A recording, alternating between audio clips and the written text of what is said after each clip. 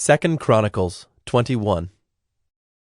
Jehoshaphat slept with his fathers, and was buried with his fathers in the city of David, and Jehoram his son reigned in his place. He had brothers, the sons of Jehoshaphat, Azariah, Jehiel, Zechariah, Azariah, Michael, and Shephatiah. All these were the sons of Jehoshaphat, king of Israel. Their father gave them great gifts of silver, gold, and valuable possessions, together with fortified cities in Judah, but he gave the kingdom to Jehoram, because he was the firstborn. When Jehoram had ascended the throne of his father and was established, he killed all his brothers with the sword, and also some of the princes of Israel. Jehoram was 32 years old when he became king, and he reigned 8 years in Jerusalem. And he walked in the way of the kings of Israel, as the house of Ahab had done, for the daughter of Ahab was his wife. And he did what was evil in the sight of the Lord. Yet the Lord was not willing to destroy the house of David, because of the covenant that he had made with David, and since he had promised to give a lamp to him and to his sons forever. In his days Edom revolted from the rule of Judah, and set up a king of their own. Then Jehoram passed over with his commanders and all his chariots, and he rose by night and struck the Edomites who had surrounded him and his chariot commanders. So Edom revolted from the rule of Judah to this day. At that time Libnah also revolted from his rule, because he had forsaken the Lord, the God of his fathers. Moreover, he made high places in the hill country of Judah, and led the inhabitants of Jerusalem into whoredom, and made Judah go astray.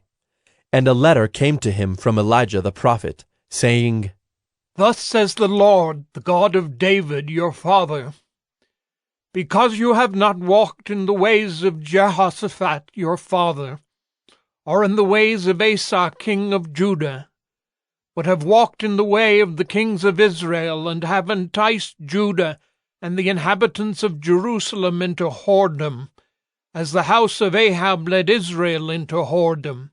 And also you have killed your brothers of your father's house, who are better than yourself. Behold, the Lord will bring a great plague on your people, your children, your wives, and all your possessions. And you yourself will have a severe sickness with a disease of your bowels, until your bowels come out because of the disease, day by day. And the Lord stirred up against Jehoram the anger of the Philistines and of the Arabians who are near the Ethiopians.